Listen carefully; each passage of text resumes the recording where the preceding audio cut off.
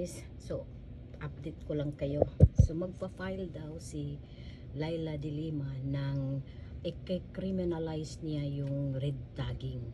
So ayaw niyang pag-usapan ang mga koneksyon ng mga NPA, CPP, NDF dyan sa Pilipinas. So papayag ba kayo nun? Portahan, bakit kamo? Kasi kung hindi yan pag-usapan, mamamayagpag ang mga manggugurgur.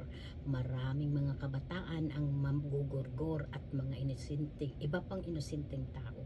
So dapat pag-usapan, dapat ibulgar lahat ang mga may connection sa mga NPA, CPP, NDF. So wag po natin suportahan ang bill na 2121 ni Laila de Lima. Dapat pag-usapan ang manggugurgur sa ating bansa at mga koneksyon ng mga manggugurgur sa bansang Pilipinas. Okay? Huwag nating suportahan ang bill ni Laila de Lima. Tingnan niyo itong video na to. Laila de Lima.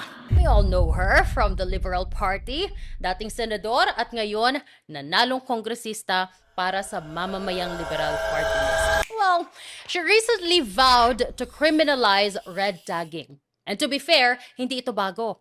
Nung siya ay senador sa 18th Congress, she filed Senate Bill 2121 na naglalayong i-define at gawing krimen ang red tagging at sabi sa bill, ang red tagging ay yung pag-label, pagtawag o pag-portray sa mga individual, grupo o organisasyon bilang state enemies, subversives, mga komunista o terorista.